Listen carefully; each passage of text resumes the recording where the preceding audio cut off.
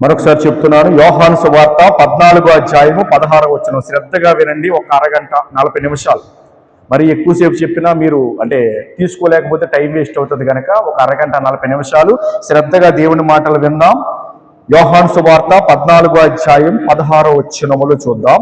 నేను తండ్రిని వేడుకొందును, మీ యొద్ద ఎల్లప్పుడూ నుండుటకై ఆయన వేరొక ఆదరణకర్తను అనగా సత్యస్వరూపియగు ఆత్మను మీకు అనుగ్రహించును. మరొకసారి చదువుతున్నాను. నేను తండ్రిని వేడుకొందును, మీ యొద్ద ఎల్లప్పుడూ నుండుటకై ఆయన వేరొక ఆదరణకర్తను అనగా సత్యస్వరూపియగు ఆత్మను మీకు అనుగ్రహించును. ప్రేమగల తండ్రి, మాతో మీరు మాట్లాడండి. పనిచేస్తున్న ప్రతి అంధకార ఆటంక చీకటి దురాత్మ శక్తుల ప్రభావాలను యేసునామములో కొట్టివేస్తూ ఉన్నాను. పరిశుద్ధాత్మ దేవుడా, మమ్మల్ని దర్శించండి, మాకు బోధించండి, మాకు సహాయం చేయండి. మహిమ మీరు పొందుకోనండి. మమ్మల్ని మేము తగ్గించుకుంటూ ఉన్నాం, మీ నామమును హెచ్చిస్తూ ఉన్నాం. ప్రభు అయిన యేసుక్రీస్తు సైన్యములకు అధిపతి యెహోవా, పరిశుద్ధాత్మ దేవుడా, మీ నామమును హెచ్చిస్తూ ఉన్నాం. మమ్మల్ని దర్శించండి, మా హృదయములు తెరవండి. వాక్యముతో మా హృదయములు, మా ప్రాణాత్మ దేహంలో నింపమని సహాయము చెయ్యమని యేసుక్రీస్తు నామం పేరట అడిగి వేడుకలు పొంది ఉన్నాం మా పరలోకపు తండ్రి. ఆమేన్. దేవునికి స్తోత్రం చెప్దాం, చేతులెత్తుదాం. హల్లెలూయా. గమనిద్దాము. యోహాను సువార్త 14వ అధ్యాయము 16వ వచనములో మనం ఒక మాట చదువుకున్నాం. యేసుక్రీస్తు ప్రభుల వారు మాట్లాడుతూ ఉన్నారు. ఏం మాట్లాడుతున్నారంటే, నేను తండ్రిని వేడుకొందును. నేను చాలాసార్లు చెప్పాను, దేవుడు త్రిత్వముగా పనిచేస్తూ ఉన్నాడు, ముగ్గురుగా పనిచేస్తూ ఉన్నాడు. దేవుడు ఒక్క దేవుడే. ఆ ఒక్క దేవుడిలోనే 3 భాగములు ఉన్నవి. తండ్రి గాను, కుమారుడు గాను, పరిశుద్ధాత్మ దేవుని గాను 3 భాగములుగా, 3 డిపార్ట్మెంట్స్ అంటారు ఇంగ్లీష్ లో, 3 విభాగములుగా ఆయన తనను తాను కనపరుచుకుంటూ ఉన్నారు. తండ్రి, కుమారుడు, పరిశుద్ధాత్మ దేవుడు. ఆ క్రమములోనే పాత నిబంధన గ్రంథములో మనకి తండ్రి ప్రత్యక్షతలు కనబడతాయి. క్రొత్త నిబంధనకు వచ్చేసరికి సువార్తల్లో యేసుక్రీస్తు ప్రభుల వారి ప్రత్యక్షతలు కనబడతాయి, అంటే కుమారుడి ప్రత్యక్షతలు. అయితే యేసుక్రీస్తు ప్రభుల వారు శిలువ మ్రాణి మీద చనిపోయి సమాధి చేయబడి 3వ దినమున తిరిగి లేచిన తర్వాత, ఆయన పరలోకానికి ఆరోహణమై వెళ్ళిపోయిన తర్వాత 10 దినములకు పరిశుద్ధాత్మ దేవుడు భూమి మీదకి వస్తాడు అనే సందర్భం గురించి మాట్లాడితే ఇక్కడ యేసుప్రభు మాట్లాడారంటే, యేసుక్రీస్తు శిలువ మరణము దగ్గర నుంచి ఆయన తిరిగి లేచిన తర్వాత 50 దినముల తర్వాత దిగి వచ్చిన పరిశుద్ధాత్మ దేవుని పరిచర్య ఆరంభమయ్యింది 2000 సంవత్సరాల క్రితం. అది కొనసాగుతూనే ఉంటది. ఎప్పటి వరకు అంటే యేసుక్రీస్తు 2వ రాకడ వరకు ఈ భూమి మీద ఇప్పుడు పనిచేసేది ఎవరంటే పరిశుద్ధాత్మ దేవుడే. దేవునికి స్తోత్రం కలుగును గాక. మీకు అర్థమవుతుందా? ఒక్క దేవుడే తండ్రి గాను, కుమారుని గాను, పరిశుద్ధాత్మ దేవుని గాను తనను తాను కనపరుచుకున్నారు. దానికి చాలా కారణాలు ఉన్నాయి. ఇప్పుడు మన అంశం అది కాదు. మన అంశం ఏమిటంటే, పరిశుద్ధాత్మ దేవుడి గురించి సంఘాలు తెలుసుకోవాలి. చాలా సంఘాలు ఏమైపోయాయి అంటే పరిశుద్ధాత్మ దేవుని పట్టించుకోవట్లేదు. కొంతమంది సంఘాలు మాకు యేసుప్రభు ఉంటే చాలు, మాకు యేసుప్రభు ఉంటే చాలు, మాకు యేసుప్రభు ఉంటే చాలు అంటారు. యేసుప్రభుని పట్టించుకుంటున్నారు, తండ్రిని పట్టించుకోవట్లేదు, పరిశుద్ధాత్మ దేవుని పట్టించుకోవట్లేదు. కొన్ని సంఘాలు ఉన్నాయి, అవి పెంతుకోస్తు సంఘాలు కావచ్చు, బయట సంఘాలు కావచ్చు. వారు పరిశుద్ధాత్మ దేవుడు, పరిశుద్ధాత్మ దేవుడు, పరిశుద్ధాత్మ దేవుడు అని చెప్పి కుమారుణ్ణి, తండ్రి అయిన దేవుని పక్కన పెట్టేశారు. అయితే మనం ముగ్గురిని పట్టించుకోవాల్సిన వారమై ఉన్నాం. దేవునికి స్తోత్రం కలుగును గాక. ముగ్గురిని పట్టించుకోవాల్సిన వారమై ఉన్నాం. మళ్ళీ ముగ్గురు అంటే ముగ్గురు దేవుళ్ళు అనుకోవద్దు. నేను అదే పదే చెప్తున్నాను. ముగ్గురు దేవుళ్ళు కాదు, దేవుడొక్కడే. ఆ దేవుని యొద్ద నుంచే దిగి వచ్చాడు యేసుక్రీస్తు. ఆ దేవుని యొద్ద నుంచే దిగి వచ్చాడు పరిశుద్ధాత్మ దేవుడు. అందుకే ఇక్కడ యేసుక్రీస్తు ప్రభు ఏమంటున్నారంటే, నేను తండ్రిని వేడుకొందును, నేను తండ్రిని వేడుకుంటాను. తండ్రి ఎక్కడున్నాడు? శిష్యులతో చెప్పాడు. వారు వచ్చి అడిగారు, ప్రార్థన నేర్పించే యేసుప్రభు అంటే. మత్తయి సువార్త 6వ అధ్యాయంలో యేసుప్రభు అన్నారు, మీరు ఎలా ప్రార్థన చేయండి రా. ఎలా ప్రార్థన చేస్తారంటే, పరలోకమందున మా తండ్రి అని ప్రార్థన చేయండి. పరలోకమందున మా తండ్రి అని ప్రార్థన చేయండి. ఆయన ఎవరంటే తండ్రి. ఎందుకు తండ్రి అంటే, ఆయన అంతకుముందు దేవుడే, ఇప్పుడు దేవుడే. కానీ ఆయన దేవుడిగా మాత్రమే కాదు, మీకు నేను తండ్రిగా పరిచయం చేయడానికి వచ్చాను, మీకు తండ్రిగా పరిచయం చేయడానికి వచ్చాను. దేవుడు ఈ భూమి మీద ఉన్న మనుషులందరికీ ఎలా ఉండాలనుకుంటున్నాడు అంటే తండ్రిగా ఉండాలనుకుంటున్నాడు. దేవుడే తండ్రిగా ఉండాలనుకుంటున్నాడు. నా మాట అర్థం చేసుకోండి. చాలా మంది దృష్టిలో దేవుడు అనేసరికి దేవుడు అండి అయ్య బాబోయ్ చాలా జాగ్రత్తగా ఉండాలి, లేకపోతే చంపేస్తాడండి, నిష్ఠగా ఉండాలి, మంచిగా ఉండాలి, లేకపోతే ఊరుకోడండి, అయ్య బాబోయ్ దేవుడు అంటే భయం అండి బాబు. కానీ యేసుక్రీస్తు ప్రభుల వారు తండ్రిని ఎలా పరిచయం చేశారంటే ఆయన ప్రేమ స్వరూపుడు, ఆయన కరుణ కలిగిన వాడు, ఆయన కృప కలిగిన వాడు. ఆయన యొద్ద నుంచి నేను వచ్చాను, నేను ఆయనను పరిచయం చేయడానికి వచ్చాను, నేను ఆయనను చూపించడానికి వచ్చాను, ఆయనను బోధించడానికి వచ్చాను, అక్కడికి వెళ్ళటానికి. అందుకే అన్నాడు కదా, తండ్రి యొద్దకు వెళ్ళాలంటే నేనే మార్గము, నేనే సత్యము, నేనే జీవం అని యోహాను సువార్త ఇదే అధ్యాయములో 14:6 వచనంలో చెప్పారు కదా, యోహాను సువార్త 14:6 వచనంలో. అయితే యేసుక్రీస్తు ప్రభుల వారు దేవుణ్ణి లోకానికి ఎలా పరిచయం చేయడానికి వచ్చారంటే తండ్రిగా పరిచయం చేయటానికి. ఆ మాట అర్థమైందా? ఉదాహరణకి ఇప్పుడు ఈ జిల్లా కలెక్టర్ ఉన్నాడు అనుకోండి, జిల్లా కలెక్టర్ జిల్లాలో ఉన్న ప్రజలందరికీ కలెక్టరే, ఐఏఎస్ కలెక్టర్ గారు. అయ్యో కలెక్టర్ గారండి పలానా వినతి పత్రం పట్టుకొచ్చాం, కొంచెం చూడండి, మనం వినండి, మాకు ఈ కార్యం చేయండి, మాకు అక్కడ బాగోలేదండి, ఆ కాలువలు బాగోలేదు, ఈ రోడ్లు బాగోలేదు, ఈ పరిస్థితి బాగోలేదు, చూడండి కలెక్టర్ గారే. బయట ఉన్నవారు కలెక్టర్ గారే, కానీ వారి ఇంటి వారికి, వారి బిడ్డలకి అతను తండ్రి. అతనికి కలెక్టరే కానీ తండ్రి. అతను కొడుకు వచ్చాడనుకో, అంటే కలెక్టర్ గారు అనరు, నాన్న చెప్పు నాన్న అంటాడు. కలెక్టర్ గారు నీకు నాన్న అంటావేట్రా? కలెక్టర్ గారు అయినా కాకపోయినా ఆయన మా నాన్నే. అలాగే దేవుడే, అలాగే ఆయన మనకు తండ్రి. ఆ తండ్రి యొద్ద నుంచి ఎవరు వస్తారంటే వేరొక ఆదరణకర్త వస్తారు. మనం చదువుకున్న వచనంలో చూడండి, నేను తండ్రిని వేడుకుంటాను. జాగ్రత్తగా వినండి, పరలోకమందున్న తండ్రి మొత్తం ఆపరేట్ చేస్తూ ఉన్నారు. అసలు యేసుక్రీస్తు ప్రభుల వారు భూమి మీదకి రావటానికి ఒక కారణం ఏమిటంటే చూడండి, యెషయా గ్రంథము 48వ అధ్యాయము, యెషయా గ్రంథము 48వ అధ్యాయము 16వ వచనం మీరు చూసినట్లయితే, ఆది నుండి నేను రహస్యముగా మాట్లాడిన వాడును కాను, అది పుట్టిన కాలం మొదలుకొని నేను అక్కడ నున్నవాడను, ఇప్పుడు ప్రభువగు యెహోవాయు ఆయన ఆత్మయు నన్ను పంపెను. ఈ మాటలు ప్రవచనముతో కూడిన మాటలు. యేసుక్రీస్తు ప్రభు యెషయా గ్రంథములో ప్రవచనాత్మకంగా మాట్లాడుతూ ఉన్నారు. అంటే యేసుక్రీస్తు ఇంకా పుట్టక ముందే 700 సంవత్సరాలకు పూర్వము ఈ యెషయా గ్రంథం రాయబడింది. ఈ యెషయా గ్రంథములో యేసుక్రీస్తు ప్రభు ప్రవచనాత్మకంగా యెషయా భక్తుని ద్వారా, యెషయా ప్రవక్త ద్వారా ఏమి చెబుతూ ఉన్నాడంటే, ఇప్పుడు ప్రభువగు యెహోవాయు ఆయన ఆత్మయు నన్ను పంపెను. అంటే ప్రభువగు యెహోవా తండ్రి అయిన దేవుడు, ఆయన ఆత్మ పరిశుద్ధాత్మ దేవుడు నన్ను పంపారు అని యేసుక్రీస్తు గురించి పరిచయం చేసుకుంటున్నాడు. ఒక ప్రవచనం ఇది. అంటే యేసుక్రీస్తు ఇంకా భూమి మీదకి రాకముందే చాలా ప్రవచనాలు పాత నిబంధనలో ఉన్నాయి, అందులో ఇదొక ప్రవచనము. దేవునికి స్తోత్రం కలుగును గాక. అయితే అలాగా యేసుక్రీస్తు గురించి ఎలాగైతే ఒక ప్రవచనము చెప్పబడిందో, ఇప్పుడు యేసుక్రీస్తు అంటున్నారు పరిశుద్ధాత్మ గురించి ఏమంటున్నారంటే, నేను తండ్రిని వేడుకుంటాను, తండ్రి యొద్ద నుంచి మీకు దగ్గరికి ఒక ఆయన వస్తాడు. ఆయన ఎవరంటే వేరొక ఆదరణకర్త.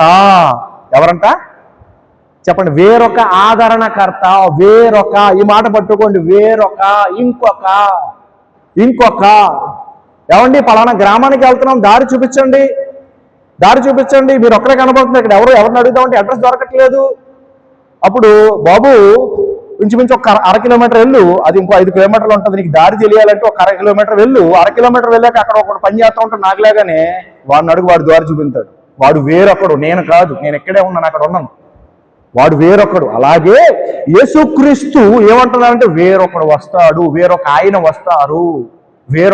వస్తారు, ఆదరణకర్త, ఆయన ఆదరించేవాడు, ఆయన ఆదరణకర్త. కింద అక్కడ 1వ నెంబర్ అని వేసి కింద ఏం రాస్తుందంటే ఉత్తరవాది అని రాస్తుంది. ఉత్తరవాది. మళ్ళీ ఇదొక అంశం, వేరే అంశం అయిపోతుంది. మనకు ఇప్పుడు కావాల్సిన విషయం ఏమిటంటే, వేరొక ఆదరణకర్త అని యేసుక్రీస్తు ఎవరి గురించి చెప్పాడంటే పరిశుద్ధాత్మ దేవుడి గురించి చెప్పాడు. ఎవరి గురించి చెప్పాలి? పరిశుద్ధాత్మ దేవుడి గురించి చెప్పాడు. వేరొక ఆదరణకర్త మీ వద్దకు వస్తాడు. చూడండి, నేను తండ్రిని వేడుకుందును, మీ యొద్ద ఎల్లప్పుడూ నుండుటకై. జాగ్రత్తగా వినండి, మీ యొద్ద ఎల్లప్పుడూ నుండటానికి వస్తాడు ఆయన. ఇప్పుడు నేనున్నాను, నేను వచ్చాను, నా పరిచర్య అయిపోయింది. శిలువ మ్రాణి మీద చనిపోయి కన్యక గర్భాన్ని జన్మించిన నేను, శిలువ మ్రాణి మీద చనిపోయిన నేను, మరలా భూమి గర్భంలోనికి వెళ్ళిపోయిన నేను, మరలా బయటికి వచ్చిన నేను పరలోకం వెళ్ళిపోతాను. ఇది నా పరిచర్య. అయితే నేను వెళ్ళిన తర్వాత ఇంకొక ఆయన వస్తాడు. ఆయన ఎవరు అంటే సత్యస్వరూపియగు ఆత్మ. ఆయన వేరొక ఆదరణకర్త. నేను రాను, వేరొక ఆయనైనా. నా పని అయిపోయింది, నా డ్యూటీ అయిపోయింది. నా మాట అర్థమవుతుందా మీకు? నా డ్యూటీ అయిపోయింది, ఇది వేరొక. అంటే చాలా మంది ఏమనుకుంటారంటే తండ్రి కుమారుడిగా వచ్చాడు, కుమారుడిగా వచ్చిన ఆయన మరలా చనిపోయి తిరిగి లేచి పరలోకానికి వెళ్ళిపోయి మళ్ళీ మూడు ఆయన పరిశుద్ధాత్మగా వచ్చాడు, ముగ్గురు ఒక్కటే అని అంటారు అనుకుంటున్నారు చాలా మంది. ముగ్గురు ఒక్కటి కాదు. మీరు ఒకవేళ ఎవరైనా పాత సినిమాలు ఏమైనా చూస్తే త్రిబుల్ యాక్షన్ అంటే ఒక్క హీరోయే 3 యాక్షన్లు చేస్తాడు. అది సినిమా చెల్లింది. ఇక్కడ అలా కాదు. ఇక్కడ ఒక్క దేవుడిలోనే 3 విభాగములు ఉన్నవి. ఆయన ముగ్గురుగా పనిచేశారు అంతే తప్ప తండ్రి కుమారుడిగా రాలేదు, కుమారుడు పరిశుద్ధాత్మగా రాలేదు. దానికి చాలా రుజువులు ఉన్నాయి. అందులో ఒక రుజువు ఏమిటంటే యేసుక్రీస్తు శిలువ మ్రాణి మీద చనిపోయి తిరిగి లేచిన తర్వాత తండ్రి కుడి పార్శ్వమునకు హెచ్చింపబడడానికి వెళ్ళాడు ఆయన.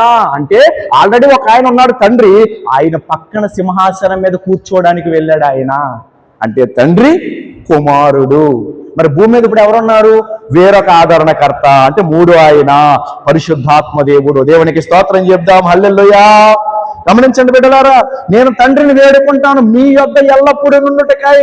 పరిశుద్ధాత్మ దేవుని పని చాలా ఉన్నవి, కానీ అందులో మొట్టమొదటి పని ఏమిటంటే మనల్ని పాపములు ఒప్పింపచేస్తాడు ఆయన. ఏం చేస్తాడు? పాపములు ఒప్పింపజేస్తాడు. పరిశుద్ధాత్మ దేవుడు మనల్ని ఏం చేస్తాడయ్యా అంటే పాపములు ఒప్పింపజేస్తాడు. దేవునికి స్తోత్రం కలుగునుగాక. పాపములు ఒప్పింపజేసిన తర్వాత ఆయన ఇంకా చాలా విషయాలు చెబుతాడు. కానీ పాపములు ఒప్పింపజేసిన తర్వాత ఆయన ఏం చేస్తాడయ్యా అంటే చూడండి ఒకసారి 16వ అధ్యాయం ఈ పక్కన, అదే యోహాను సువార్త 16వ అధ్యాయము 8వ వచనం. ఆయన వచ్చి పాపమును గూర్చియు నీతిని గూర్చియు తీర్పును గూర్చియు లోకమును ఒప్పుకొనజేయును. పరిశుద్ధాత్మ దేవుడు మెయిన్ డ్యూటీ ఏమిటంటే పాపమును గూర్చియు నీతిని గూర్చియు తీర్పును గూర్చియు లోకమును ఒప్పుకొని చేస్తాడు. ఇప్పుడు మనం ఎలా రక్షింపబడ్డాం? యేసుక్రీస్తు దేవుడు అని మనకు ఎలా అర్థమైంది? ఎవడో వచ్చి యేసుప్రభుని నమ్ముకోమ్మా, యేసుప్రభుని నమ్ముకుంటే నువ్వు పరలోకం వెళ్తావు, యేసుప్రభుని నమ్ముకుంటే నీకు దీవెనలు వస్తాయి, యేసుప్రభుని నమ్ముకుంటే నీకు ఆశీర్వాదాలు వస్తాయి, నీకు మేలులు జరుగుతాయి, యేసుప్రభు గొప్పోడమ్మా, యేసుప్రభు మంచోడమ్మా, నీ కొరకే చనిపోయాడమ్మా, మన అందరి కొరకు చనిపోయాడమ్మా అని చెప్పినంత మాత్రాన నువ్వు నేను మారిపోలేదు. అలా ఎవడో వచ్చి చెప్పినంత మాత్రాన వెంటనే అవునా మంచి మాట చెప్పవయ్యా బాబు, యేసుప్రభు దేవుడు మాకు ఇప్పుడు దాకా తెలీదు, ఇప్పుడు దాకా అక్కడ తిరిగేసాం, అయ్యో మాకు అర్థమైపోయింది బాబు అని చెప్పి ఎవడు వచ్చేయడు. మనమైనా సరే ఎలా వచ్చామంటే ఒకళ్ళ ద్వారా మనకు సువార్త అందింది, పరిశుద్ధాత్మ దేవుడు పనిచేయటం మొదలుపెట్టాడు. దేవునికి స్తోత్రం కలిగిన గాక. సువార్త ఒక వ్యక్తి ద్వారా మనకు అందించాడు దేవుడే. అదే దేవుడు పరిశుద్ధాత్మ దేవుని ద్వారా ఏం చేశాడంటే యేసుప్రభు చనిపోయాడా? అవునా? నేను పాపినా? యేసుప్రభు పరిశుద్ధుడా? నా పాపాల కొరకు ఆయన చనిపోయాడా? నా పాపాలు ఆయన సిలువ మీద మోసాడా అని మనకు అర్థమయ్యేలాగా చేస్తాడు పరిశుద్ధాత్మ దేవుడు. మన బయట ఉండి ఆయన పని చేయటం మొదలెడతాడు, మన పాపములు ఒప్పుకొని చేస్తాడు. అప్పుడు దాకా ఒకవేళ ఒక తాగుబోతున్నాడు అనుకోండి, ఒక తాగుబోతు, ఆ తాగుబోతు ఉదాహరణకి రియల్గా జరిగిన విషయం చెప్తాను నేను. బెవింగ్టన్ అనే ఒక వ్యక్తి ఉన్నాడు. బెవింగ్టన్ అనే వ్యక్తి, ఆయన అద్భుతమైన ప్రార్థనా వీరుడు. ఆయన ఏదైనా ఒక గ్రామంలోనికి వెళ్ళాడు అనుకోండి, ఆ గ్రామంలో ఒక చెట్టు తొర్ర ఏమన్నా చూసుకుని, చెట్టు తొర్ర తెలుసు కదా, చెట్టు కింద చిల్లు పడిన తొర్ర కింద ఓపెన్గా ఉంటది కదా, అందులోకి వెళ్ళిపోయి అందులో సాగిలపడో కూర్చునో మోకరించో గంటలు ప్రార్థన చేసే వ్యక్తి అతను. అర్థమవుతుందా మీకు? అంటే ఒక సువార్థికుడిగా చాలా ప్రాంతాలు తిరిగిన వ్యక్తి అతను. అయితే అతను అలా ప్రార్థన చేసే వ్యక్తి అయితే ఒక రోజు ఏం జరిగిందంటే ఆ గృహంలో ఉన్న వ్యక్తులు అడిగినట్టున్నారు, లేకపోతే అక్కడికి వెళ్ళాడు అతనికి తెలిసిన విషయం ఏంటంటే అక్కడ ఒక వ్యక్తి బాగా తాగుతాడని చెప్పి అతడు ఆ తాగుబోతుతనం నుంచి విడిపించబడాలి, రక్షణ పొందాలి అనే ఒక ఆలోచన లేకపోతే ఒక ఆశ అతనికి కలిగింది. అతను ఏం చేశాడంటే ప్రార్థన చేయటం మొదలు పెట్టాడు. ప్రార్థన చేస్తూ ఉన్నాడు. ఇంచుమించు 2 గంటలు అయిపోయింది, 3 గంటలు అయిపోయింది, 6 గంటలు అయిపోయింది, 10 గంటలు అయిపోయింది, ఒక రోజంతా అయిపోతుంది. అయినా సరే ఏ మార్పు అక్కడ కనపడలేదు, ఏ మార్పు అక్కడ జరగలేదు. అర్థమవుతుంది మీకు? అతను ఏం చెప్పాడంటే నేను ప్రార్థన చేస్తాను, దేవుడు కార్యము చేస్తాడు అని ప్రార్థన చేస్తూనే ఉన్నాడు. అయితే ఇంచుమించు చాలా గంటలు ఒక 16, 18, 20 గంటలు అయిపోయింది. ఆ తర్వాత కూడా ఆయన ప్రార్థన ఆపల, అలా ప్రార్థన చేస్తూనే ఉన్నాడు. ఎక్కడో ఉన్న ఆ వ్యక్తి, ఆ తాగుబోతూ తలుపు నెట్టుకుని లోనకు వచ్చేసి నాకు రక్షణ కావాలి, నేను పాపిని ఒప్పుకున్నాడు అతను. దేవునికి స్తోత్రం కలుగును గాక. ఇప్పుడు ఇతను వెళ్ళి చెప్పాడు అక్కడికి, ఇతను వెళ్ళి చెప్పాడా యేసు ప్రభు నమ్ముకో బాబు, తాగుబోతు దేవో బాబు చెప్పాడా? లేదు. పరిశుద్ధాత్మ దేవుడు అతను దర్శించడం మొదలు పెట్టాడు. గుర్తుపెట్టుకోండి, మన గృహాల్లో కానీ మన చుట్టుపక్కల కానీ మారని వాళ్ళు ఎవరైనా ఉంటే వారి కొరకు మనం ప్రార్థన చేస్తున్నప్పుడు విడువక విసుకక పట్టుదలతో మనం ప్రార్థన చేస్తున్నప్పుడు ఏం జరుగుతుందంటే పరిశుద్ధాత్మ దేవుడు దర్శించడం మొదలు పెడతాడు. మనం చెప్తే మారరు ఎవరోనే, యేసు ప్రభువుని నమ్ముకో బాబు అని చెప్తే ఎవరు మారరు. కానీ చెప్పడం మన బాధ్యత, అది వేరే విషయం. సువార్త చెప్పాలి, యేసు ప్రభు దేవుడు, యేసు ప్రభు రక్షకుడు. కానీ మనం చెప్పిన వెంటనే వాడు విని మారిపోయే రకాలు కాదు. మనమైనా ఎలా మారాం? దేవుని ఆత్మ ద్వారానే. అలాగే దేవుని ఆత్మ దర్శించడం మొదలు పెడతాడు. దేవుని ఆత్మ దర్శించి ఆ వ్యక్తి హృదయంలో పని చేయటం మొదలు పెడతాడు. పాపమును గూర్చి ఒప్పుకొన చేస్తాడు. మనం చెప్పక లేకుండా ఆ వ్యక్తి వచ్చి చెప్తాడు, నేను పలానా తప్పు చేశానండి, ఆ తప్పు నుంచి నాకు విడుదల కావాలి, నాకు క్షమాపణ కావాలి, లేకపోతే పలానా వ్యభిచారమో పాపమో దొంగతనమో నేను బ్రతికానండి, అయ్యో నేను పాపినండి, నాకు యేసు ప్రభు కావాలి, నాకు పాప క్షమాపణ కావాలి, నాకు రక్షణ కావాలి అని ఎవరు ఒప్పుకొని చేస్తారంటే పరిశుద్ధాత్మ దేవుడే. మరి మనం ఏం చేయాలి? ప్రార్థన చేయాలి. నా మాట అర్థమైందా?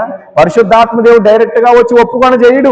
పరిశుద్ధాత్మ దేవుడే కనుక డైరెక్ట్గా వచ్చి ఒప్పుకొని చేసే ఫలం అయితే మనం సువార్త చెప్పాల్సిన అవసరం లేదు, మనం ప్రార్థన చేయాల్సిన అవసరం కూడా లేదు. నా మాటలు అర్థమవుతున్నాడు వరం దేవుని స్తోత్రం చెప్పండి. హల్లెలూయా. గమనించండి బిడ్డలారా, పరిశుద్ధాత్మ దేవుడు వెళ్ళి పని చేయాలి అంటే పరిశుద్ధాత్మ దేవుడు ఎలా పని చేస్తాడంటే ప్రార్థన ద్వారా పని చేస్తాడు. సరే, ఇక్కడ మనం గమనించాల్సిన విషయం ఏమిటంటే లోకమునంట పాపమును గూర్చి నీతిని గూర్చి, నీతి కావాలి. మనం పరలోకం వెళ్ళాలి అంటే మనకి నీతి కావాలి. రోమాపత్రిక 3వ అధ్యాయంలో ఏం రాసి ఉంటుందంటే నీతిమంతుడు లేడు ఒక్కడునూ లేడు, దారి తొలగిపోయి ఉన్నారు ప్రతి ఒక్కడు అని చెప్పి రోమాపత్రిక 3వ అధ్యాయంలో రాసి ఉంటుంది. అయితే పరలోకం మనం వెళ్ళాలి అంటే, దేవుని దగ్గరికి మనం వెళ్ళాలి అంటే మనలో నీతి లేదు కదా. ఆయనేమో నీతిమంతుడు, నీతి కలిగిన న్యాయాధిపతి. అక్కడికి చేరాలన్నా మన వల్ల అవ్వదు. అందుకని చెప్పి మనకి నీతిని ఇవ్వటానికి, మనకి నీతిని ఇవ్వటానికి, మనలో ఉన్న పాపాన్ని తీసివేసి మనల్ని నీతిమంతులుగా చెయ్యటానికి యేసుక్రీస్తు ప్రభు చనిపోయాడు కదా. ఆ చనిపోయిన యేసుక్రీస్తు ప్రభుని మన ముందుకు తీసుకుని వచ్చి పరిశుద్ధాత్మ ఏం చేస్తాడంటే, ఒరే బాబు నువ్వు పాపమని ఒప్పుకున్నావు కదా, ఇప్పుడు నీకు ఏమొస్తుందంటే నీతి వస్తుంది. ఏమొస్తుంది? నీతి వస్తుంది. ఏ నీతి? పరలోకం వెళ్ళడానికి నీతి వస్తుంది నీకు. ఇప్పుడు నువ్వేమవుతావు? నీతిమంతుడు అవుతావు. ఇప్పుడు దాకా నువ్వు పాపివే, కానీ నువ్వేమవుతున్నావు అంటే పరిశుద్ధుడు అవుతున్నావు. ఇప్పటి వరకు నువ్వు నీతిమంతుడవు కావు, కానీ నువ్వు నీతిమంతుడు అవుతున్నావు. ఎందుకంటే యేసుక్రీస్తు నందలి విశ్వాసం వలన, యేసుక్రీస్తుని నమ్మటం వలన, యేసుక్రీస్తు ప్రభువా నా హృదయంలోకి రా, నాకు రక్షణ ఇవ్వి అని అడగటం వలన. అయితే అదంతా ఎలా జరుగుతుందంటే పరిశుద్ధాత్మ దేవుడు చేయిస్తాడు. నా మాట అర్థమవుతుందా? పరిశుద్ధాత్మ దేవుడు చేసే డ్యూటీని చెబుతూ ఉన్నాను. ఇంకా 3వ విషయం ఏమిటంటే తీర్పును గూర్చి. తీర్పు ఒకటి ఉన్నది. ఈ తీర్పులో మళ్ళీ భాగాలు ఉన్నాయి. తీర్పు అనేది జరుగుతుంది. తీర్పు అనేది ఏమిటయ్యా అంటే జస్ట్ సింపుల్గా చెప్పేస్తాం. యేసుక్రీస్తు ప్రభువుని నమ్మకుండా జీవిస్తూ ఉన్నవారు ఉన్నారు చూసారా, వారికి ఆల్రెడీ తీర్పు అయిపోయింది. యేసుక్రీస్తుని వారికి ఎప్పుడూ నమ్మరు అని దేవునికి తెలుసు కాబట్టి ముందుగానే వారికి తీర్పు తీర్చేశాడు. అయిపోయింది ఆల్రెడీ. మీకు కావాలంటే యోహాను సువార్త 3:17, 18, 19 వచ్చిన చదువుకోండి తర్వాత. అయితే రక్షింపబడిన మనం ఉన్నాం కదా, మనం రక్షింపబడ్డాం కదా, యేసుప్రభుని నమ్ముకున్నాం కదా, మనం క్రైస్తవులం అయ్యాం కదా. ఇప్పుడు మనము యేసుక్రీస్తుని వెంబడించిన తర్వాత ఒక రోజున మనము ఆయన ఎదుట ప్రత్యక్షమవుతాము. ఎక్కడ? ఆయన సింహాసనం ఎదుట ప్రత్యక్షమవుతాం. అప్పుడు ఆయన మనకి తీర్పు తీరుస్తాడు. అది వేరే తీర్పు. మళ్ళీ మనం నరకానికి గెంటేయడానికి కాదు. గుర్తుపెట్టుకోండి, యేసు ప్రభు నందు విశ్వాసం ఉంచి రక్షింపబడిన వాడు జాగ్రత్తగా యేసు ప్రభువుని కలిగి జీవిస్తే, యేసు ప్రభు కొరకు బ్రతికితే, అడపాదడప ఒకవేళ పొరపాట్లు ఏమన్నా జరిగినా మరలా యేసు ప్రభువా నాకు సహాయం చేయి, నాకు నువ్వు తప్ప వేరొక దిక్కు లేదు ప్రభువా అని యేసు ప్రభు పాదాలు పట్టుకుంటే వాడు నరకానికి వెళ్ళడు. నా మాటలు అర్థమైనయా? యేసు ప్రభు వదిలేసి కొంతకాలం రక్షణ పొందేసి మాకు యేసు ప్రభు కావాలని నమ్ముకుని తర్వాత మాకు యేసు ప్రభు వద్దని వదిలేసి వెళ్ళిపోయిన వాళ్ళు నరకానికి వెళ్ళిపోతారు. అర్థమైందా మీకు? యేసు ప్రభువులోనే చివరి దాకా ఉండాలి. అందుకే మత్తయి సువార్త 24వ అధ్యాయంలో ఏమన్నాడయ్యా అంటే, అంతము వరకు సహించిన వాడే రక్షింపబడును. అంతము వరకు సహించిన వాడే రక్షింపబడతాడు. అంతము వరకు సహించుట అంటే ఏమిటంటే మన మరణం కావచ్చు, యేసు ప్రభు రాకడ కావచ్చు. ఆ రెండిట్లో ఏదైనా సరే మనకు అంతం అనేది ఉన్నది కదా. యేసు ప్రభు రాకడలో మనం ఆయనలో ఉంటే ఎత్తబడతాము. యేసు ప్రభు రాకడ కన్నా ముందు మనం చనిపోయేటట్టయితే కనుక, మన మరణ దినం వచ్చినట్లయితే అప్పుడు వరకు కూడా మనం సహించి స్థిరంగా ఉంటే మనం రక్షింపబడతాము. అయితే మనం ఇక్కడ పట్టుకోవాల్సిన విషయం ఏమిటంటే, ఈ భూమి మీద రక్షింపబడిన మనం, జాగ్రత్తగా వినండి, ఈ భూమి మీద రక్షింపబడిన మనం ఉన్నాం కదా, మనం రక్షింపబడ్డాం కదా. ఈ రక్షింపబడిన మనం రక్షణ పొందుకున్నాం కదా, నిత్య జీవం పొందుకున్నాం కదా, మన లోపల నిత్య జీవం ఉంది కదా. అయితే జాగ్రత్తగా వినండి, రక్షింపబడిన మనము ఈ లోకం ఏం చేస్తుందంటే మన రక్షణను దూరం చేయటానికి చూస్తుంది. అర్థమైందా మీకు?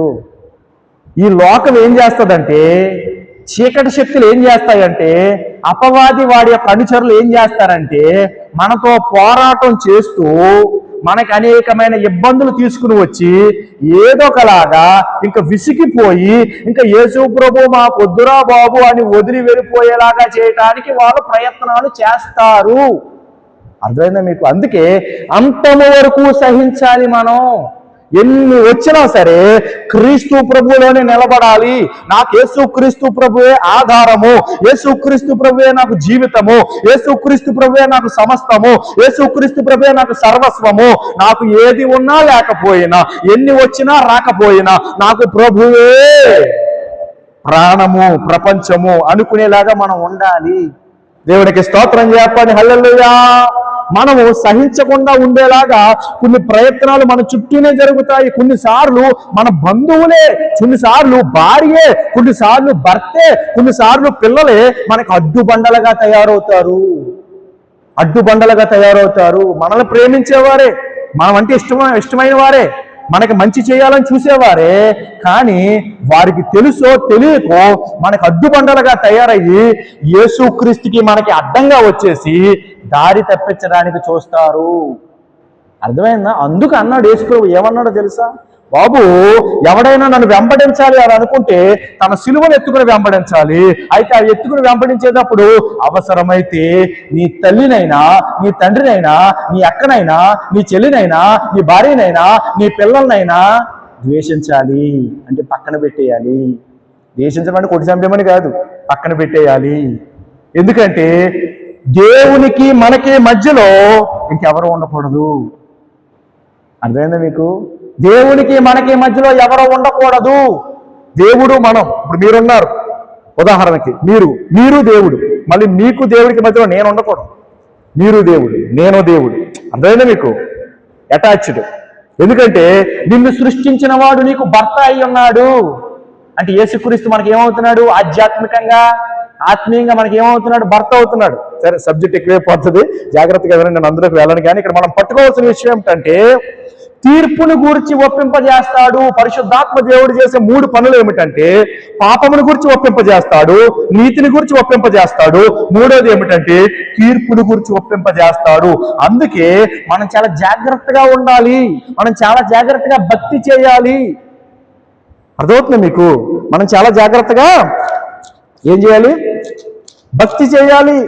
ఏదో ఏదో అలా అలా అలా చేసుకుంటా వెళ్ళిపోతాం అంటే పర్లేదు అని అనుకుంటే కాదు, మనము ప్రభువులో స్థిరంగా నిలబడాలి. దేవునికి స్తోత్రం చెప్పండి. హల్లెలూయా.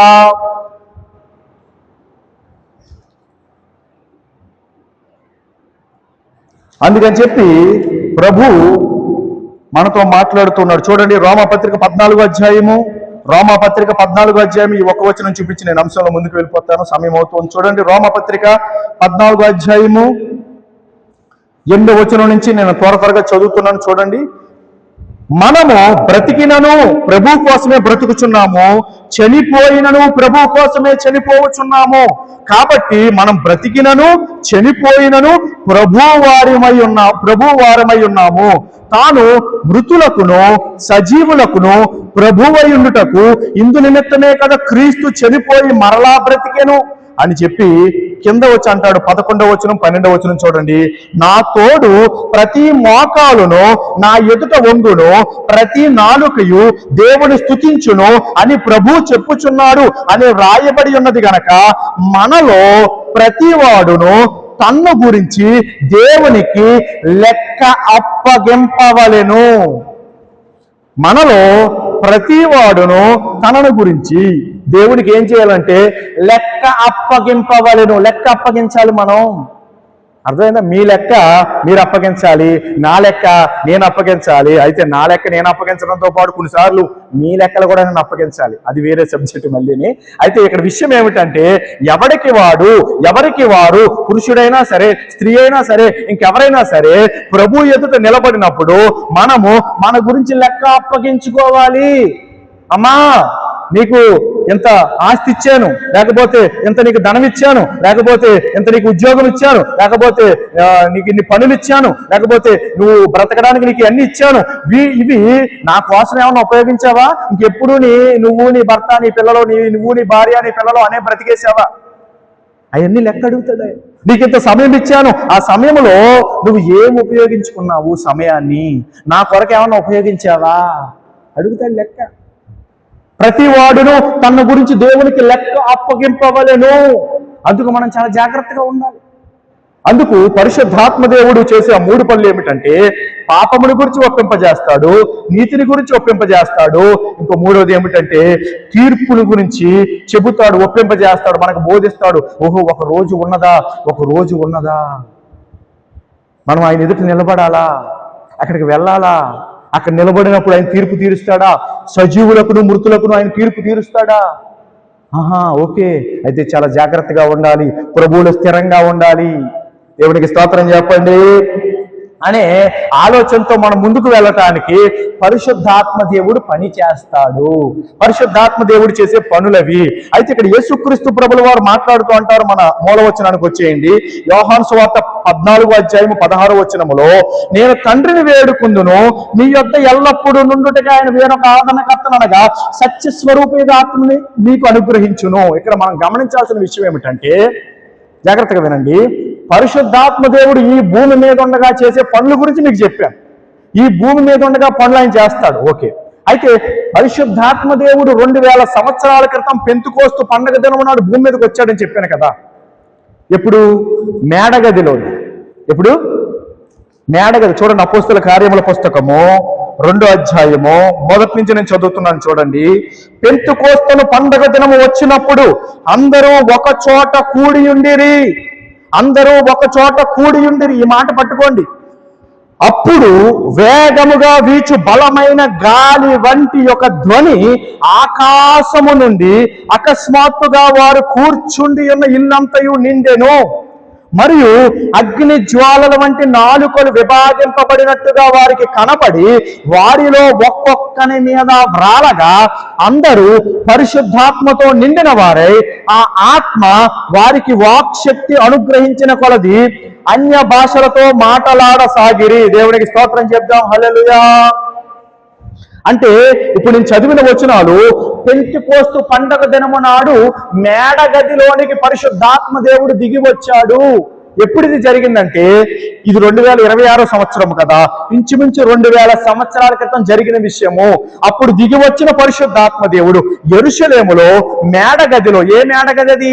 ఏ మేడగదిలోనైతే యేసుక్రీస్తు ప్రభు శిష్యుల పాదాలు కడిగాడో, ఏ మేడగదిలో అయితే యేసుక్రీస్తు ప్రభు చివరిగా వారికి రొట్టె ద్రాక్షరసం ఇచ్చాడో, ఏ మేడగదిలోనైతే వాళ్ళతో కొన్ని విషయాలు మాట్లాడిన తర్వాత బయలుదేరి వెళ్ళాడో, వాళ్ళని తీసుకుని వెళ్ళారో ఆ గెత్సేమనే తోటలోనికి, ఆ మేడగదిలో యేసుప్రభు చెప్పినట్లుగానే యేసుప్రభు ఏమన్నాడయ్యా అంటే, బాబు మీరు యెరూషలేము నుండి వెళ్ళొద్దు.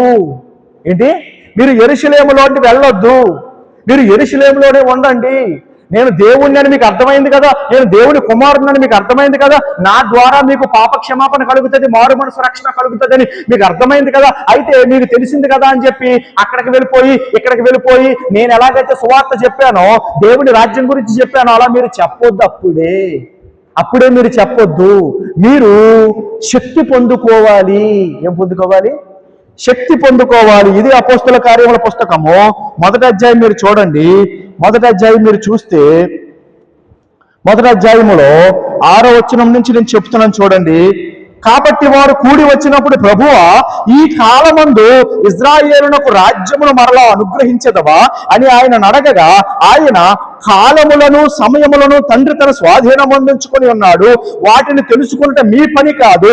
అయినను పరిశుద్ధాత్మ మీ మీదకి వచ్చినప్పుడు మీరు శక్తి నొందెదరు గనక మీరు యెరూషలేములోను యోదయ సమరయ దేశముల యందంతటను భూదిగంతముల వరకును నాకు సాక్షులయ్యుందరని వారితో చెప్పాను. ఆ మాటలు ఆయన చెప్పాడు కదా. ఇప్పుడు లూకా సువార్త తీయండి. లూకా సువార్త 24వ అధ్యాయము, లూకా సువార్త 24వ అధ్యాయము 49వ వచనం చూడండి. 48, 49 చదువుతున్నాను. ఈ సంగతులకు మీరే సాక్షులు. ఇదిగో నా తండ్రి వాగ్దానము చేసినది మీ మీదకి పంపుచున్నాను. మీరు పైనుండి శక్తి పొందు వరకు పట్టణములో నిలిచి ఉండుడని వారితో చెప్పాను. మీరు పైనుండి శక్తి పొందుతారు. శక్తి పొందేంత వరకు మీరు అక్కడికి వెళ్ళొద్దు, పట్టణంలో నిలిచి ఉండండి. మనం చదువుకున్న అపోస్తుల కార్యాలు 1వ అధ్యాయం 8వ వచనము లేదా 5, 6, 7, 8 వచనాలైనా, ఈ లూకా సువార్త 24వ అధ్యాయము ఇంకా పైన వచనాలు ఉంటాయి, ఈ చివరి వచనాలైనా సరే ఇవి యేసుక్రీస్తు ప్రభుల వారు పరలోకానికి వెళ్ళిపోవటానికి ముందు శిష్యులతో చెప్పిన విషయాలు ఇవన్నీని. ఇంకా అదే ఒక రకంగా చివరి మాటలు. అర్థమైందా మీకు? చివరి మాటలు అవి. యేసుక్రీస్తు ప్రభు శిలువ మీద చనిపోయినప్పుడు 7 మాటలు చెప్పాడు కదా. 7 మాటలు ఆయన చనిపోయే ముందు 7 మాటలు చెప్పాడండి. ఆ 7 మాటలు చాలా మంచి మాటలండి. ఆ 7 మాటలు చాలా విలువ ఉన్నదండి. ఆ 7 మాటలు మనం నేర్చుకోవాలండి. ఆ 7 మాటలు మనం గ్రహించాలండి. ఆ 7 మాటలు మనం అర్థం చేసుకోవాలండి. ఎవరైనా ఒక గొప్ప వ్యక్తి చనిపోయే ముందు చెప్పిన మాటలు చాలా విలువైనవండి, వాటిని మనం నేర్చుకోవాలండి అని మనం వింటాము, అంటాము కదా, నేర్చుకుంటాం కదా. అయితే యేసుక్రీస్తు శిలువ మీద చనిపోయినప్పుడు అద్భుతమైన మాటలు చెప్పాడు, అందులో డౌట్ లేదు. కానీ వాటికన్నా కూడా గొప్ప మాటలు ఇవి. ఎందుకో తెలుసా? ఆ చనిపోయిన ఆయన చనిపోయినట్టు లేడు, సమాధిలో నుంచి బయటికి వచ్చాడు. సమాధిలో నుంచి బయటికి వచ్చిన వాడు పరలోకానికి ఆరోహణమై వెళ్ళిపోయే ముందు శిష్యులందరికీ చెప్పిన చివరి మాటలు ఇవి. ఈ భూమి మీద, జాగ్రత్తగా వినండి, ఈ భూమి మీద ఇంకా యేసుక్రీస్తు ప్రభు పరలోకానికి వెళ్ళిపోవడానికంటే ముందు ఒలీవల కొండ మీద, ఏ కొండ మీద? ఒలీవల కొండ మీద, ఆ యెరూషలేము దగ్గర ఉన్న ఒలీవల కొండ మీద ఆయన నిలబడున్నాడు, శిష్యులు నిలబడున్నారు. వాళ్ళందరికీ చెప్పాడు చివరి మాటలు ఏమిటంటే, ఒరే బాబు నాయనా, ఇప్పుడు దాకా నేను చేసినవి చూశారు, ఇప్పుడు దాకా నేను చెప్పినవి విన్నారు, అలాగే అందరికీ జరుగుతున్న కార్యాలు మీరు చూశారు. అయితే మీరు అక్కడికి ఇక్కడికి వెళ్ళిపోవద్దు. మీరేం చేయాలయ్యా అంటే తండ్రి వాగ్దానము కొరకు కనిపెట్టండి, పైనుండి మీకు శక్తి వస్తుంది. ఈ మాట పట్టుకోండి, ఈ మాట పట్టుకోండి, నేను ముగించేస్తాను. చాలా అద్భుతమైన ప్రసంగం ఇది, గమనించండి. తండ్రి వాగ్దానము, నా తండ్రి వాగ్దానము చేసినది మీ మీదకి పంపుచున్నారు. మీరు పైనుండి శక్తి, అంటే తండ్రి వాగ్దానం ఏమిటి? పైనుండి శక్తి పొందాలి. పైనుండి శక్తి పొందడం అంటే పరలోకం నుండి శక్తి పొందాలి. పరలోకం నుండి శక్తి ఎక్కడి నుంచి వస్తుంది? అపోస్తుల కార్యాలు 1:8 ఏమన్నాడు? పరిశుద్ధాత్మ మీ మీదకి వస్తారు, మీ మీదకి రావటాన్ని బట్టి మీకు ఏమొస్తుంది? శక్తి వస్తుంది. దేవునికి స్తోత్రం చెప్పండి. హల్లెలూయా. పరిశుద్ధాత్మ మీ మీదకి వచ్చినప్పుడు మీకు శక్తి వస్తుంది. పరిశుద్ధాత్మ మీ మీదకి వస్తారు కదా, అది తండ్రి వాగ్దానం. అర్థమైందా మీకు? అదే మనం చదువుకున్న మూలవచనములో, నేను తండ్రిని వేడుకొందును, ఆయన మీ యొద్ద ఉండటానికి వేరొక ఆదరణకర్తను పంపుతాడు. అర్థమైందా మీకు? యోహాను 14:16 మనం చదువుకున్న మూలవచనం. అలాగే లోక సువార్త 24 అధ్యాయం 48, 49 వచనాలు చదువుకున్న ఆ వచనాలు, అలాగే అపోస్తుల కార్యాలు 1వ అధ్యాయం 7, 8 వచనాలు చెప్పబడిన విషయం ఏమిటంటే, తండ్రి వాగ్దానం. అది తండ్రి వాగ్దానం. పరిశుద్ధాత్మ దేవుడు భూమి మీదకు వస్తాడు. వచ్చాడు, ఆల్రెడీ 2000 సంవత్సరాల క్రితం వచ్చాడు. ఆయన పెంతెకోస్తు పండగ దినము నాడు యెరూషలేము పట్టణంలోనికి వచ్చాడు. శిష్యులకు చెప్పాడు యేసుప్రభు. ఏం చెప్పాడంటే, మీరు పట్టణంలోనే ఉండండి, ఎక్కడికి వెళ్ళిపోవద్దు. మీకు విషయం చెప్పమంటారా? వాళ్ళు యేసుప్రభు చెప్పినట్టు ఉన్నారు. వారు యేసుప్రభు చెప్పినట్టు ఉండడానికి ఒక కారణం ఏంటి చెప్పనా? వాళ్ళకి భయం. ఏంటి వాళ్ళకి? భయం. వాళ్ళకి ఎందుకు భయం? ఇప్పుడు దాకా యేసుప్రభు అంటే వెనకాల తిరిగేసాము, నువ్వు వెళ్ళిపోయావు, మాకు దిక్కెవరయ్యా? ఇప్పుడు దాకా మాతో నీవు ఉన్నావు, రొట్లు పెట్టావు తిన్నాము, చేపలు పెట్టావు తిన్నాము, శుభ్రంగా ఉన్నాము, వాళ్ళకే కార్యాలు చేసావు, వీళ్ళకే కార్యాలు చేసావు, మాకు కార్యాలు చేసావు, నీ కార్యాలు మాకు చూపించావు, నీ కార్యాలు మాకు బోధించావు, మాకు తోడుగా ఉన్నావు. ఎవడైనా మా మీదకి వస్తే వెంటనే నిన్ను చూపించేవాళ్ళు, వెంటనే వాళ్ళు వెళ్ళిపోయేవారు. అర్థమవుతుందా మీకు? మాకు అన్నీ బాగా సజావుగా జరిగిపోయాయి, ఇప్పుడు నువ్వు వెళ్ళిపోతున్నావు కాబట్టి మాకు భయమే. అర్థమవుతుందా మీకు? వాళ్ళు భయంగా ఉన్నారు. అందుకే యేసుక్రీస్తు ప్రభుల వారు ఆ 40 దినాలు మరలా వాళ్ళకి కనబడి వాళ్ళని బలపరుస్తూ వచ్చాడు. జాగ్రత్తగా వినండి, వాళ్ళని బలపరుస్తూ వచ్చాడు. ఆ మేడ గదిలో కూడి ఉన్నప్పుడు ఆయన ప్రత్యక్షమయ్యాడు. తోమా లేకపోతే, తోమా మరలా తిరిగి వచ్చిన తర్వాత యేసుప్రభు వచ్చాడంటే, నేనేమన్నా నమ్మనరా? యేసుప్రభు రావటం ఏం మాట్లాడుతున్నారు? అంత మేకులు కొట్టేసి చంపబడ్డాడు ఆయన మరలా తిరిగి వస్తాడు, ఏం మాట్లాడుతున్నారు మీరు అన్నట్లుగా తోమా తిరుగుబాటు చేస్తే, తోమా అక్కడి నుంచి కొన్ని రోజుల తర్వాత మరలా యేసుప్రభు అందరూ కూడి ఉన్నప్పుడు, తోమా కూడా అక్కడ ఉన్నప్పుడు మరలా యేసుప్రభు ప్రత్యక్షమయ్యాడు. అర్థమవుతుందా? వాళ్ళని బలపరుచుకుంటూ వచ్చాడు. జాగ్రత్తగా వినండి, ఎంత బలపరుచుకుంటూ ఆయన వచ్చినా సరే, జాగ్రత్తగా వినండి, ఎంత బలపరుచుకుంటూ ఆయన వచ్చినా సరే, ఆయన భూమి మీద ఉండకుండా పరలోకానికి వెళ్ళిపోవలసిన గడియ వచ్చేసిందని యేసుప్రభుకు తెలుసు. యేసుప్రభు ఏటెళ్ళ కాలం వాళ్ళతో ఉండటానికి లేదు. అందుకే యేసుక్రీస్తు ప్రభు తన సన్నిధి పరిశుద్ధాత్మ దేవుని ద్వారా వాళ్ళకు అనుగ్రహిస్తాను అన్న రీతిలో మత్తయి సువార్త 28వ అధ్యాయం 19-20 వచనాలు మాట్లాడుతూ, సదాకాలము నేను మీతోనే ఉంటానని చెప్పాడు కదా. మాతోనే ఉంటానని చెప్పి వెళ్ళిపోయాడంటే యేసుప్రభు ఒలివ కొండ మీదకి ఎక్కి ఒక మేఘం వచ్చంట. జాగ్రత్తగా వినండి, ఒక మేఘం వచ్చి ఆయన కొనిపోయిందంట. ఒక మేఘం వచ్చి ఆయనను తీసుకుని వెళ్ళిపోయిందంట. మరి ఉంటానని చెప్పి వెళ్ళిపోయావేంటి?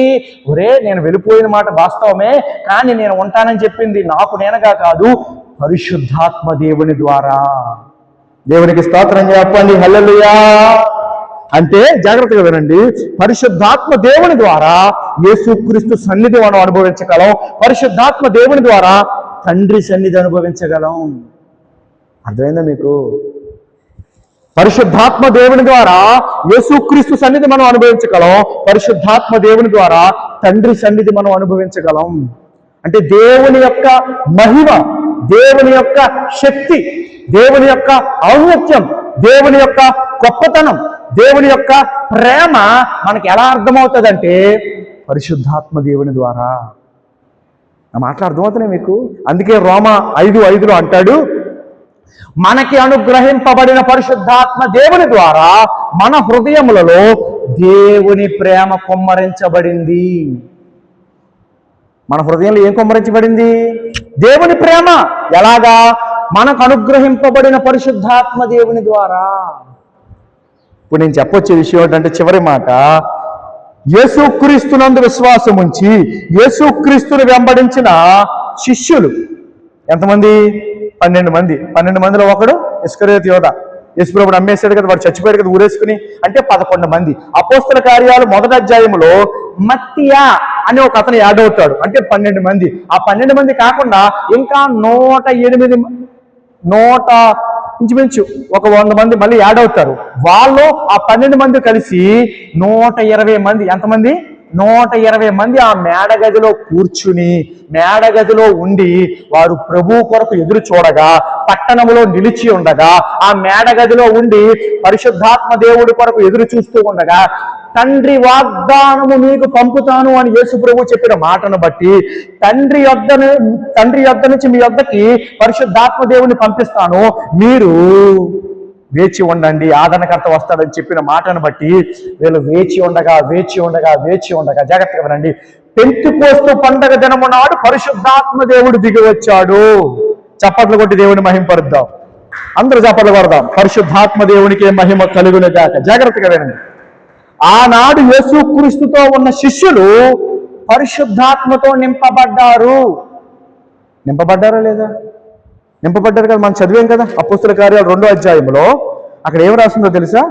అందరూ పరిశుద్ధాత్మతో నిండిన వారై, వారు పరిశుద్ధాత్మతో నింపబడ్డారు. ఇప్పుడు యేసుక్రీస్తు ప్రభువుని రక్షకుడిగా మనం అంగీకరించామా లేదా? అందరూ నా వైపు చూడండి. యేసుక్రీస్తు ప్రభువుని రక్షకుడిగా మనం అంగీకరించామా లేదా? యేసు ప్రభువుని నమ్ముకున్నామా లేదా? అంగీకరించాం కదా. ఇప్పుడు యేసుక్రీస్తు ప్రభు దేవుడని మనకు అర్థమైంది కదా. ఇప్పుడు మనకి ఏం కావాలంటే శక్తి కావాలి. ఏం కావాలి? శక్తి కావాలి. శక్తి ఉందనుకోండి, మనం యేసు ప్రభుకి సాక్షులుగా ఉండగలం. 24వ అధ్యాయం లోకాసువార్తలో చదివాం కదా. ఇందుకు మీరు నాకు సాక్షులు అని చదివాం కదా. తర్వాత చదువుకోండి 24వ అధ్యాయం లోకాసువార్త 47వ వచనంలో ఇందుకు మీరు నాకు సాక్షులు అన్నాడు కదా. ఇప్పుడు యేసుక్రీస్తు ప్రభుకి ఆనాడు 120 మంది సాక్షులుగా ఉన్నారు అంటే ఎలా ఉన్నారు అంటే, వారు పరిశుద్ధాత్మతో నింపబడ్డారు గనక, పైనుండి శక్తి పొందుకున్నారు గనక, తండ్రి వాగ్దానం పొందుకున్నారు గనక, అలాగే ఆల్రెడీ భూమి మీదకి దిగి వచ్చిన పరిశుద్ధాత్మ దేవుడు ఉన్నారు. ఇప్పుడు మనం ఏం చేయాలయ్యా అంటే పరిశుద్ధాత్మ దేవుడిని అడగాలి. ఏమడగాలి? లోకాసువార్త త్వరగా చేయండి. లోకాసువార్త 11వ అధ్యాయము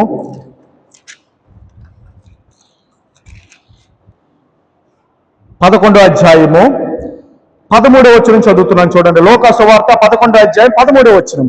పరలోకమందున్న మీ తండ్రి తన్ను అడుగు వారికి పరిశుద్ధాత్మను ఎంతో నిశ్చయముగా అనుగ్రహించుననెను. అందరూ చదువుతారు, నాతో కలిసి చెప్పండి. పరలోకమందున్న మీ తండ్రి తన్ను అడుగు వారికి పరిశుద్ధాత్మను ఎంతో నిశ్చయముగా అనుగ్రహించుననెను. అర్థమైందా మీకు?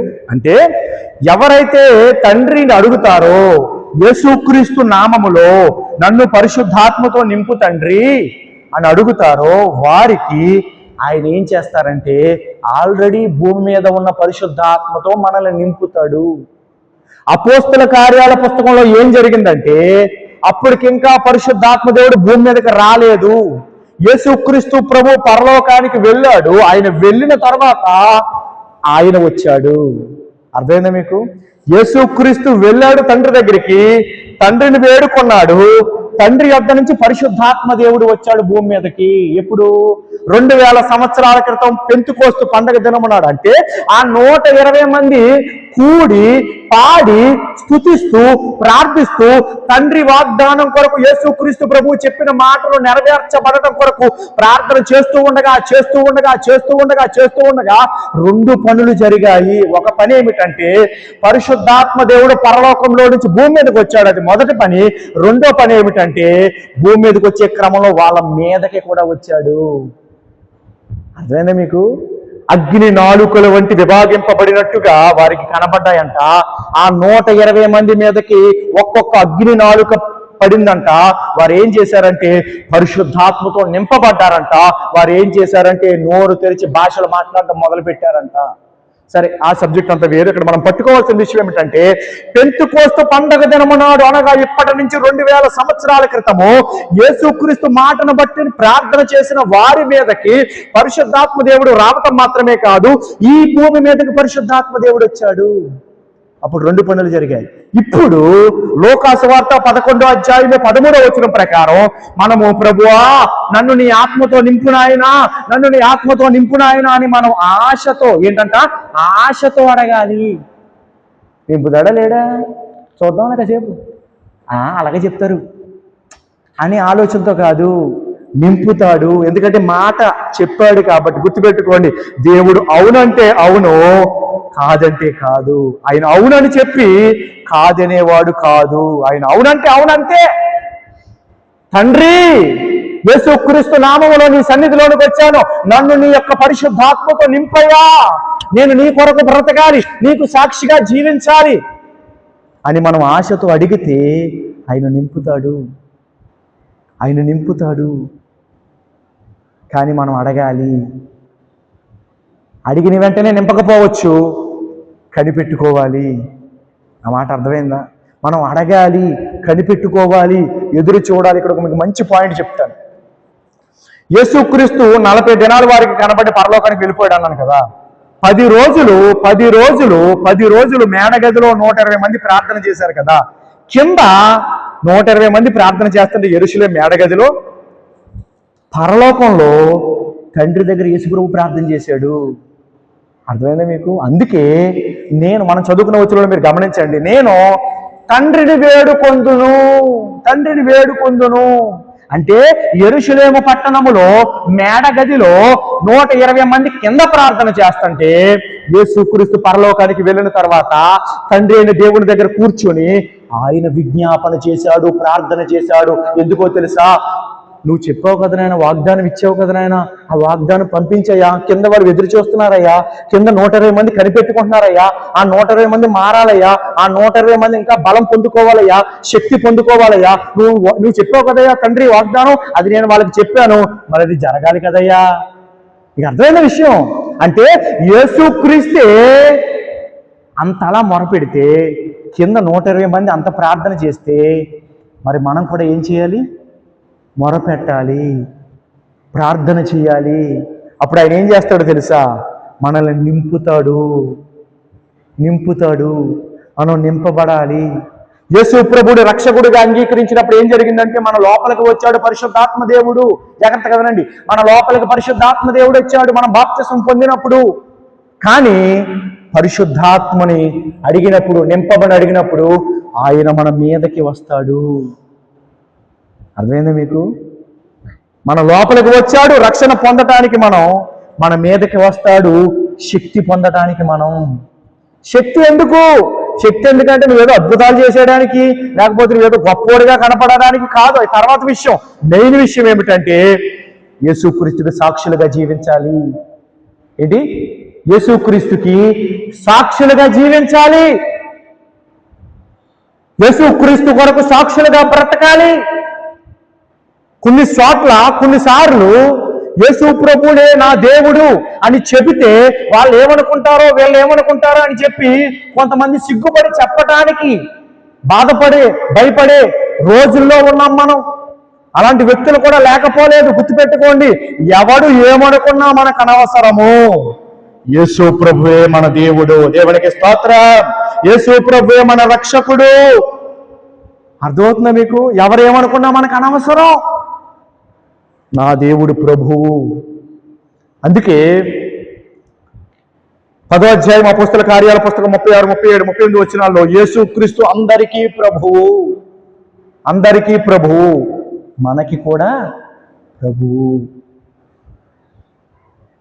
రోమపత్రిక 10వ అధ్యాయం 9వ వచనంలో చెప్తాడు, యేసుక్రీస్తుని రక్షకుడిగా అంగీకరించి నోటితో ఒప్పుకొని ఆయన మృతులలో నుండి లేచి ఉన్నాడు అని హృదయమందు విశ్వసించినప్పుడు మనకేం కలుగుతుందంటే రక్షణ కలుగుతుంది అని రోమపత్రిక 10వ అధ్యాయం 9వ వచనంలో రాసింది కదా. జాగ్రత్తగా వినండి. అలాగే మనం రక్షణ పొందేశాం. రక్షణ పొందిన మనము ఆ రక్షణలో స్థిరంగా నిలబడాలన్నా, ఆ రక్షణ పొందిన మనం ఆయనకి సాక్షులుగా నిలబడాలన్నా మనం పరిశుద్ధాత్మతో నింపబడాలి. అర్థమవుతుందా మీకు? అంటే పాపం మీద మనకి జయం కావాలన్నా, లోకం మీద మనకి జయం కావాలన్నా, కొన్ని పరిస్థితుల మీద మనకి జయము కావాలన్నా పరిశుద్ధాత్మతో నింపబడాలి. మనం అడగాలి దేవుణ్ణి. ఏమడగాలి? పరిశుద్ధాత్మతో నింపు ప్రభువా, పరిశుద్ధాత్మ నాకు అనుగ్రహించిన ఆయన, పరిశుద్ధాత్మతో నన్ను నింపు, నీ కొరకు నేను బ్రతకాలి. ఎందుకంటే ఈ లోకమంతా, మొదటి యోహాను పత్రికలో చెబుతాడు, ఈ లోకమంతా దుష్టుని యందున్నది. ఎక్కడుంది? దుష్టుని యందున్నది. ఎక్కడ చూసినా దుష్ట సహవాసాలు, దుష్ట సంబంధమైన మాటలు, దురుద్దేశాలు, పాపాలు, లోక సంబంధమైన కోరికలు, లోక సంబంధమైన మనుషులు, లోక సంబంధమైన ఆలోచనలు. అర్థమవుతుంది మీకు? వీటన్నిటి మీద మనకి ఏం కావాలి? జయం కావాలి. యేసుక్రీస్తు ప్రభు అంతటి వాడే, జాగ్రత్తగా వినండి, యేసుక్రీస్తు ప్రభు అంతటి వాడే ఆయన కన్యక మరియ గర్భములో జన్మించినది మొదలుకొని 30 సంవత్సరాల వరకు ఆయన కార్పెంటర్ పని చేసుకుంటూ, కార్పెంటర్ అంటే తెలుసు కదా, చెక్క వృత్తి, అది చేసుకుంటూ ఆ వడ్రంగి పని చేసుకుంటూ ఆయన 30 సంవత్సరాలు జీవించాడు. కానీ ఎప్పుడు నోరు తెరిచి పరలోకం గురించి చెప్పలేదు ఆయన. అర్థమైందా మీకు? ఆయన ఎప్పుడైతే బాప్తిస్మం ఇచ్చి యోహాను దగ్గర, యోర్దాను దగ్గర బాప్తిస్మం పొందాడో, ఆ తర్వాత లోకాసు వార్తలో రాసుంటది, ఆయన ఒడ్డునకు వచ్చిన తర్వాత ఆయన ప్రార్థన చేస్తూ ఉన్నాడంట. అప్పుడు ఆకాశం తెరవబడిందంట. పరలోకము నుంచి ఒక పావుర ఆకార రూపములో పరిశుద్ధాత్మ దేవుడు ఆయన మీదకి దిగి వచ్చాడు. అర్థమైందా మీకు? తండ్రి అంటున్నాడు, ఈయన నా ప్రియ కుమారుడు, ఈయన యందు నేను ఆనందిస్తున్నాను, ఆయన చెప్పింది మీరు చెయ్యండి రా అని తండ్రి మాట్లాడాడు. ఆ తర్వాత ఆయన 40 దినములు ఉపవాసం ఉన్నాడు. ఆ తర్వాత ఏం జరిగిందయ్యా అంటే, ఆయన ఆత్మ బలముతో రాసుంటది, లోకాసు వార్త 4 తర్వాత చదువుకోండి. ఆత్మ బలముతో ఆయన సువార్త చెప్పటం మొదలుపెట్టాడు. ఏ బలముతో? చివరిగా ఒక్క మాట చెప్పి ముగించేస్తాం. మనము రక్షింపబడ్డాము అంటే మన ఆత్మ బ్రతికించబడింది. అర్థమైందా మీకు? మన ఆత్మ బ్రతికించబడింది. ఎఫెసీ 2:1-2 ప్రకారం మన ఆత్మ బ్రతికించబడింది. మరి ఆత్మ బ్రతికించబడింది, అది బలపరచబడాలి అంటే పరిశుద్ధాత్మ కావాలి. అర్థమైందా మీకు? మీరు చచ్చిన వారై ఉండగా యేసుక్రీస్తు మిమ్మల్ని బ్రతికించాడు అని రాస్తుంటది ఎఫెసీ 2 అర్థమైందా మీకు? మన ఆత్మ బ్రతికించబడింది. ఎలా బ్రతికించబడింది? పరిశుద్ధాత్మ దేవుని ద్వారా, యేసుక్రీస్తు రక్తం ద్వారా, వాక్యము ద్వారా మన ఆత్మ బ్రతికించబడింది. ఇప్పుడు బ్రతికించబడిన ఆత్మ ఉంది కదా. ఇప్పుడు ఉదాహరణకి ఒక చంటి పిల్లడు ఉన్నాడండి. చంటి పిల్లడు ఉన్నాడు. వాడు బలంగా ఉండాలని కోరుకుంటామా? అలాగే ఉండాలని కోరుకుంటామా? బలంగా ఉండాలంటే ఏం చేయాలా? బలం కావాలి. బలం కావాలంటే అతనికి ఏం పెడతాం? బలమైన ఆహారం పెడతాం. అదేనా మీకు? అలాగే మన ఆత్మకు బలము కావాలి అంటే పరలోకము నుంచి పరిశుద్ధాత్మ దేవుడు వచ్చినప్పుడు మన ఆత్మ ఏమవుతుందంటే బలం పొందుకుంటది. బలం పొందుకుని మనము పరిస్థితుల్లో జయం పొందుకుంటాము. మన జీవితంలో మనం జయం పొందుకుంటాము. జయ జీవితముతో మనం ముందుకు వెళతాము. దేవునికి స్తోత్రం చెప్దాం. హల్లెలూయా. అందుకే చివరి మాట ప్రకటన గ్రంథంలో అంటాడు, 2-3 జయించిన వారికి అంటాడు. ఏమంటాడు? జయించిన వారికి తెల్లని వస్త్రాలు ఇస్తానంటాడు. జయించిన వారికి మరుగైన మన్నా ఇస్తానంటాడు. జయించిన వారిని ఆయన ఆలయములో ఒక స్తంభముగా నిలబెట్టుకుంటానంటాడు. జయించిన వారికి ఇంకా తెల్లని రాతిని ఇస్తానంటాడు. ప్రకటన గ్రంథం 2-3 అంటే జయించాలి. మనం జయించాలి అంటే మన శక్తి సరిపోదు. చివరి మాట, మన శక్తి సరిపోదు, మన బలం సరిపోదు. మనకి పైనుండి శక్తి కావాలి. పైనుండి శక్తి అంటే తండ్రి వాగ్దానం కావాలి. తండ్రి వాగ్దానం ఏమిటంటే పరిశుద్ధాత్మతో మనం నింపబడాలి. పరిశుద్ధాత్మతో మనం నింపబడాలి అంటే ఎన్ని ఆదివారాలు వచ్చి వాక్యం వినేసినా మనం నింపబడము. నోరు తెరిచి అడగాలి. ఆ మాట అర్థమైందా? నోరు తెరిచి మనం అడగాలి. అక్కడ ఎన్ని వంటకాలన్నా మన కడుపు నిండదు, కానీ అది మన ప్లేట్లోకి వచ్చి, మన చేతిలోకి వచ్చి, మన నోట్లోకి వచ్చి, మన పొట్టలోకి వెళ్తేనే మన ఆకలి తీరుతుంది. అలాగే మనము నోరు తెరిచి ప్రభువా నన్ను నీ యొక్క పరిశుద్ధాత్మతో నింపు నాయనా, నాకు బలము కావాలి, నాకు శక్తి కావాలి, నాకు పాపం మీద జయము కావాలి, నాకు లోకం మీద జయము కావాలి, నాకు నా జీవితంలో ఎదురవుతున్న పరిస్థితుల మీద నాకు జయము కావాలి, నీకు సాక్షిగా నేను జీవించాలి అని మనం అడిగినప్పుడు ఆయన మనకి సహాయం చేస్తాడు. ఆయన మనల్ని నింపుతాడు. ఎందుకంటే వాగ్దానము చేసిన వాడు నమ్మదగిన వాడు, మాట తప్పడాయన. ఆయన అవునంటే అవును, అంతే. మనం ఏం అడగాలి? తండ్రి, నువ్వు వాగ్దానం చేసావు కదయ్యా, నన్ను నింపు, నీ యొక్క ఆత్మతో నింపు, నీకు సాక్షిగా జీవించాలి, నన్ను నింపు, నీ యొక్క పరిశుద్ధ ఆత్మతో నింపు నాయన. అడుగుదాం, ప్రార్థన చేసుకుందాం. అందరూ కళ్ళు మూసుకోండి, మోకరించండి. దేవుడు ఈ మాటలు మన వినికిడిలో ఆశీర్వదించును గాక. ఆమేన్. మోకరి